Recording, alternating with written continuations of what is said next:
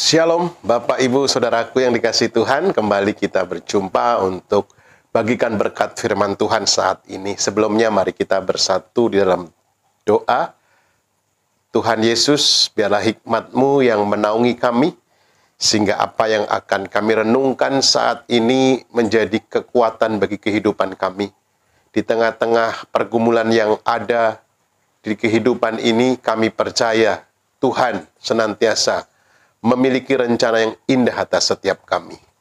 Kami perlu Engkau Tuhan dalam hidup ini. Di dalam nama Tuhan Yesus Kristus.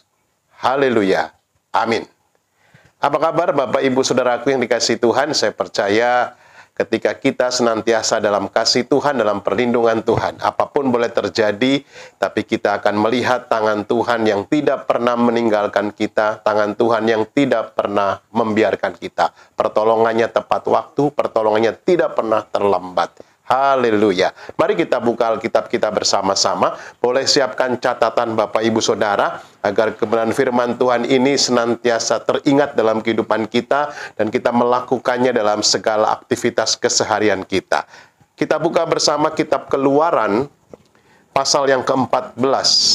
Keluaran pasal yang ke-14, ayat 5 sampai 16. Keluaran 14, ayat 5 sampai 16. Demikian firman Tuhan. Ketika diberitahukan kepada Raja Mesir bahwa bangsa itu telah lari, maka berubahlah hati Fir'aun dan pegawai-pegawainya terhadap bangsa itu. Dan berkatalah mereka, apakah yang telah kita perbuat ini? Bahwa kita membiarkan orang Israel pergi dari perbudakan kita. Kemudian ia memasang keretanya dan membawa rakyatnya, serta ia membawa 600 kereta yang terpilih. Ya, segala kereta Mesir, masing-masing lengkap dengan perwiranya. Demikianlah Tuhan mengeraskan hati Fir'aun, Raja Mesir itu, sehingga ia mengejar orang Israel. Tetapi orang Israel berjalan terus, dipimpin oleh tangan yang dinaikkan. Adapun orang Mesir, segala kuda dan kereta Fir'aun, orang-orang berkuda dan pasukannya mengejar mereka, mencapai mereka pada waktu mereka berkemah di tepi laut dekat Pi Hahirot di depan Baal Zephon. Ketika Fir'aun telah dekat, orang Israel menoleh. Maka tampaklah orang Mesir bergerak menyusul mereka. Lalu sangat ketakutanlah orang Israel, dan mereka berseru-seru kepada Tuhan, dan berkata kepada Musa, apakah karena tidak ada kuburan di Mesir, maka engkau membawa kami untuk mati di padang gurun ini? Apakah yang kau perbuat ini terhadap kami dengan membawa kami keluar dari Mesir? Bukankah telah kami katakan kepadamu di Mesir, janganlah mengganggu kami, dan biarlah kami bekerja pada orang Mesir. Sebab lebih baik bagi kami untuk bekerja pada orang Mesir daripada mati di padang gurun ini.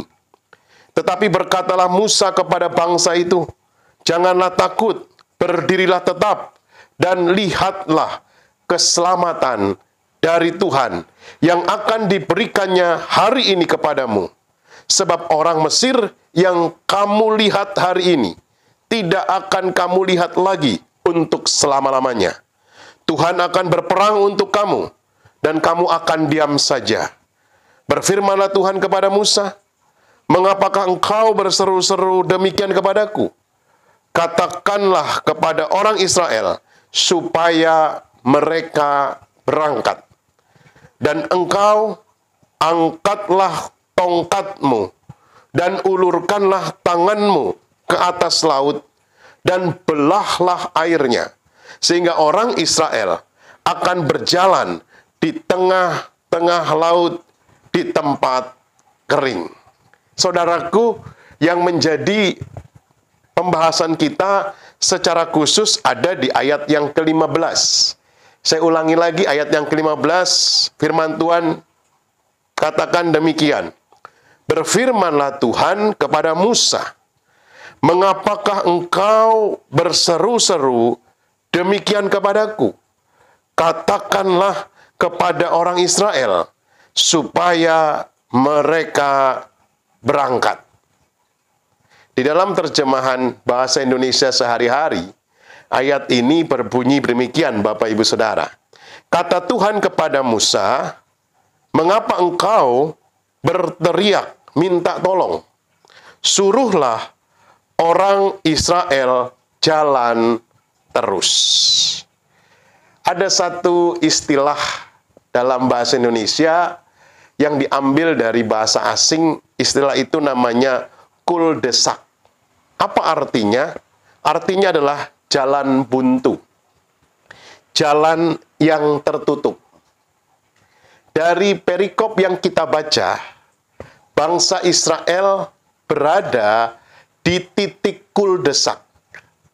Fir'aun yang sebelumnya mengizinkan mereka pergi, kemudian berubah pikiran. Padahal sebelumnya ia menyuruh Musa untuk membawa rakyat Israel sekaligus hewan ternak mereka untuk keluar dari Mesir. Setelah Mesir mengalami serangkaian tragedi yang memilukan. Mungkin Fir'aun telah melupakan ratap tangis yang bergema di seluruh negeri akibat setiap rumah tangga kehilangan anak sulung mereka. Akan tetapi, setelah bangsa Israel pergi, Fir'aun menyesali keputusannya. Lalu ia mengejar mereka dengan membawa pasukan lengkap. Tentu saja, kecepatan kereta perang tidak sebanding dengan kecepatan orang yang berjalan. Maka, dalam waktu yang tidak lama, pasukan Mesir berhasil menyusul orang Israel. Tidak ada jalan keluar bagi orang Israel. Mereka mengalami jalan buntu, jalan yang tertutup. Satu-satunya jalan, mungkin mereka akan kembali, yaitu melalui jalan mana mereka datang sebelumnya. Tetapi tidak mungkin dilakukan karena tentara Mesir telah menguasai jalan itu. Ibaratnya seperti dikejar anjing galak, Bapak Ibu Saudara. Bangsa Israel mulai ketakutan, mulai berseru kepada Tuhan. Mereka mulai protes kepada Musa karena dianggap mengganggu ketenangan dan kesenangan hidup mereka. Justru mereka membahayakan nyawa. Orang-orang Israel menganggap Musa membahayakan nyawa mereka. Sesungguhnya, ketakutan orang Israel dapat dimaklumi. Tetapi, perkataan mereka menunjukkan mereka kurang iman kepada Tuhan. Saudara, seandainya saudara ada di posisi Musa, bagaimana perasaan Bapak Ibu Saudara? Tentu kita bingung, tidak tahu harus berbuat apa. Musa sendiri tidak mengerti mengapa Tuhan menempatkan mereka dalam situasi yang demikian. Di dalam saat ini, banyak orang juga menghadapi kondisi yang sama. Di tengah-tengah pandemi yang belum berakhir, banyak orang mulai mengeluh, sepertinya jalan buntu. Tidak ada jalan keluar, jalan tertutup, dan mereka mulai ketakutan. Sesungguhnya ketakutan-ketakutan yang kita alami bisa berdampak buruk. Ketakutan dapat mengganggu fisik. Orang yang mengalami ketakutan yang luar biasa, dikuasai ketakutan, kesehatannya mudah menurun.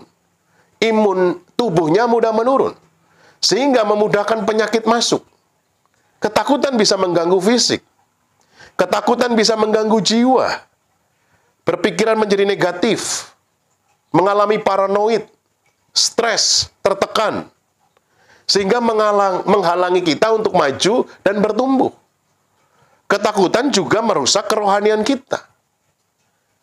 Banyak orang di dalam hidup yang dikuasai ketakutan, rohaninya mulai mengalami degradasi. bersungut-sungut, kehilangan sukacita, kehilangan kepercayaan, sehingga menghalangi yang sesungguhnya Tuhan sudah sediakan bagi kita.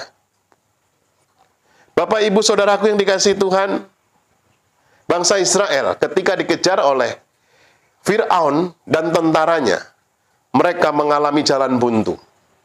Tidak ada jalan keluar, tidak ada solusi, tidak ada jawaban. Berada di jalan yang buntu membuat kita seringkali kehilangan pengharapan dan mulai panik.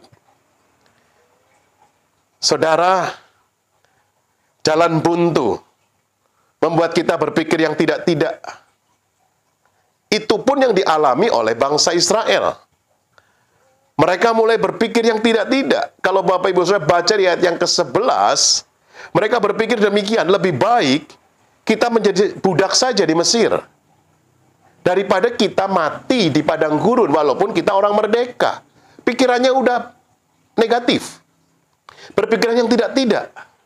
Di ayat yang ke-12 juga dikatakan, lebih baik kita di Mesir saja daripada kita mati di padang gurun. Saat menghadapi sebuah kebuntuan, kepanikan tidak akan menyelesaikan masalah sama sekali. Yang perlu kita lakukan di dalam menghadapi jalan buntu, marilah kita belajar seperti apa yang Musa katakan. Di ayat yang ke-13 Musa berkata demikian, janganlah takut, berdirilah teguh, berdirilah tetap, dan lihatlah keselamatan dari Tuhan. Sekali lagi saya katakan, janganlah takut, berdirilah tetap, dan lihatlah keselamatan dari Tuhan. Kalau kita membaca ayat ini, kita mungkin bertanya, apa Musa tidak takut? Apa Musa tidak panik? Melihat kondisi yang benar-benar jalan buntu, Bapak Ibu Saudara. Di belakang mereka tentara Mesir mengejar dan posisinya sudah dekat. Di depan mereka Laut Tiberau, jalan buntu. Pertanyaan saya, apakah Musa tidak takut? Apakah Musa tidak panik? Jujur saudara, saya nggak percaya kalau Musa tidak takut. Tapi yang paling mungkin, ketakutan yang ada dalam diri Musa lebih kecil dibandingkan besarnya iman Musa kepada Allah penyelamat itu. Apakah Musa tahu Tuhan punya rencana untuk membuka jalan buntu itu menjadi jalan keluar? Sepertinya tidak. Musa tidak tahu apa yang akan dilakukan oleh Tuhan di tepi Laut Tiberau itu. Jalan buntu itu. Ternyata Tuhan bekerja untuk membelah laut itu menjadi jalan keluar. Yang Musa ketahui di ayat 14 hanyalah Tuhan akan berperang untuk kita. Hari ini kita belajar. Ketika jalan buntu datang, ketika jalan buntu ada dalam kehidupan saudara, dua hal yang harus menjadi kekuatan bagi setiap kita. Yang pertama, jangan pernah menyalahkan Tuhan. Jangan pernah menyalahkan Tuhan. Di dalam Ayub 1 ayat yang ke-20 sampai 22, saudara masih ingat peristiwa bagaimana Tuhan menguji iman Ayub sampai habis semuanya. Tidak ada sedikit pun yang tersisa. Hartanya habis, anak-anaknya mati, budak-budaknya tidak ada lagi. Seorang yang kaya raya menjadi sangat miskin. Seorang yang terpandang menjadi orang yang terhina. Bahkan mengalami sakit penyakit dari ujung kepala sampai telapak kaki. Tapi apa yang Ayub katakan? Maka berdirilah Ayub, lalu mengoyak jubahnya dan mencukur kepalanya. Kemudian sujudlah ia dan menyembah, katanya, dengan telanjang aku keluar dari kandungan ibuku. Dengan telanjang juga aku akan kembali ke dalamnya. Tuhan yang memberi, Tuhan yang mengambil, terpujilah nama Tuhan. Dalam kesemuanya itu, Ayub tidak berbuat dosa dan tidak menuduh Allah berbuat yang kurang patut. Ayub mengoreksi diri. Ayub menjaga hati. Jalan buntu yang mungkin saudara sedang alami saat ini, jangan pernah menyalahkan Tuhan. Jangan pernah menuduh Tuhan berbuat yang tidak patut dalam hidup kita. Tuhan yang memberi, Tuhan yang mengambil.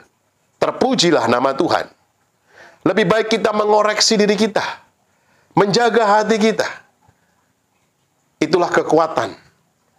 Musa tidak bersungut-sungut. Musa tidak menyalahkan Tuhan. Musa berseru kepada Tuhan. Sekalipun dia tidak pernah tahu jalan keluar apa yang Tuhan berikan dari jalan buntu yang sedang dia hadapi. Jalan buntu yang mungkin sudah sedang alami saat ini. Jangan pernah sekali-kali menyalahkan Tuhan. Jangan pernah menuduh Tuhan berbuat yang kurang patut dalam diri kita. Jangan berbuat dosa ketika engkau menemui jalan buntu. Koreksi diri, menjaga hati. Yang kedua, ketika kita ada di jalan buntu, percayalah, segala sesuatu ada di dalam kendalinya Tuhan. Segala sesuatu ada di dalam kendalinya Tuhan. Kita percaya, kita punya Tuhan yang baik dalam hidup ini. Seperti dalam Injil Matius katakan, pasal yang ke-7, ayat 9-11. Adakah seorang daripadamu yang memberi batu kepada anaknya jika ia meminta roti, atau memberi ular jika ia meminta ikan? Jadi kamu yang jahat tahu memberi pemberian yang baik kepada anak-anakmu, apalagi Bapamu yang di sorga. Ia akan memberikan yang baik kepada mereka yang meminta kepadanya. Jalan buntu yang mungkin saudara sedang alami saat ini, percayalah, semua dalam kendali Tuhan. Dan ketika kita ada di jalan buntu, percayalah, Tuhan ingin memberi yang lebih baik bagi hidup saudara dan saya. Tuhan ingin menyediakan yang lebih indah bagi setiap kita. Tuhan mau saat kita menghadapi jalan buntu, kita tidak sombong. Ingat, kita ini terbatas. Kekuatan kita terbatas. Justru di tengah-tengah jalan buntu yang sedang kau alami, Tuhan ingin kita lebih mengenal Dia. Tuhan ingin membentuk kedewasaan kita. Tuhan ingin memperbesar kapasitas kita.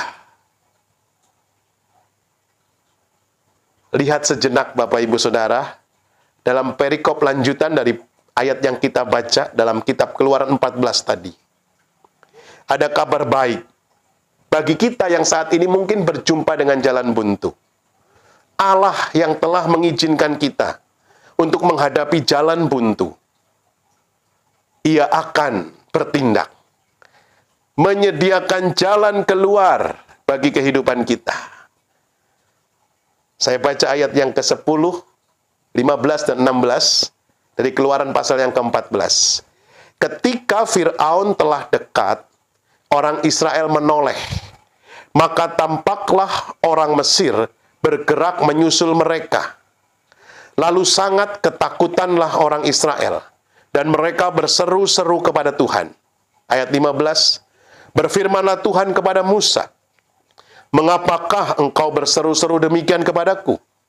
Katakanlah kepada orang Israel, supaya mereka berangkat. Dan engkau angkatlah tongkatmu, ulurkanlah tanganmu ke atas laut, dan belahlah airnya, sehingga orang Israel akan berjalan dari tengah-tengah laut di tempat kering. Tuhan menyediakan jalan keluar dari apa yang ada di tangan Musa. Hal yang sama pun, Tuhan sanggup memberikan jalan keluar di tengah-tengah kebuntuan jalan yang sedang engkau hadapi. Tuhan bisa bekerja melalui apa yang ada di tangan saudara. Di tangan Musa hanya ada tongkat. Melalui tongkat itu Tuhan bertindak, memberikan jalan keluar. Saat ini, apapun yang kita miliki, talenta, keahlian, karunia, kembangkan itu. lewat hal tersebut, Tuhan bisa bertindak untuk memberikan jalan keluar di tengah-tengah kebuntuan kehidupan kita.